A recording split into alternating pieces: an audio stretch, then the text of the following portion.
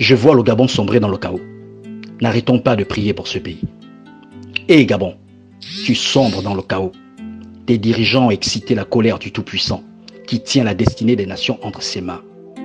Il est 3 heures du matin, ce lundi 13 juin 2022. J'entends la voix d'un être qui me dit « Une milice vient d'entrer au Gabon, mais personne ne se doute de rien. » Peu après, je vois cette milice lourdement armée envahir le territoire et commettre des exactions. J'entends des tirs à l'arme lourde. Je vois les Gabonais fuir et chercher des refuges pour ne pas mourir. Je vois ces miliciens. Ce ne sont pas des Gabonais. Ils tirent et tuent la population. Je vois les morts et du sang. Gabon, où est ton armée pour te défendre? Il n'y a personne. Le peuple est terrorisé et livré à lui-même. Soudain, le calme revient dans le pays. Une armée étrangère vient au secours du Gabon. Mais la peur et la confusion règnent dans le pays, parmi le peuple qui n'a plus confiance. Bien-aimés, cette vision est un avertissement du Seigneur Jésus-Christ sur ce qui pourrait arriver au Gabon dans les prochains jours. Si le peuple et les dirigeants de ce pays ne se repentent pas, si l'église du Gabon ne se lève pas dans la prière pour sauver le pays, comme le dit le Seigneur dans 2 Chroniques chapitre 7 verset 14.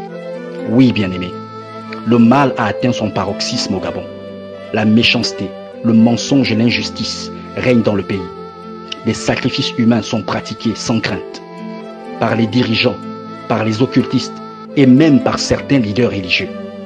Ils ont pactisé avec la sirène et avec le serpent qui vivent dans les profondeurs des eaux du Gabon. Je l'ai vu de mes yeux. Des âmes ont été sacrifiées à ces démons pour obtenir le pouvoir et l'argent. Ces âmes ont été enchaînées dans certains carrefours du Gabon pour faire couler le sang. Je l'ai vu de mes yeux. Bien-aimés, ne négligeons pas cet avertissement, car c'est à cause de ces choses que le Seigneur, dans sa parole et dans notre époque, a frappé certaines nations. Souvenons-nous du Congo, Brazzaville et du Congo-Kinshasa, de la Côte d'Ivoire. Ils avaient été avertis par les pasteurs, par les prophètes et par certains chrétiens à qui Dieu se révélait. Mais le peuple et les dirigeants, encore moins l'Église, n'ont pas cru, n'ont pas écouté les avertissements.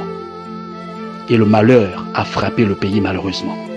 Ainsi donc, mes frères, répentons-nous, mettons nos vies en ordre et continuons de prier pour le Gabon.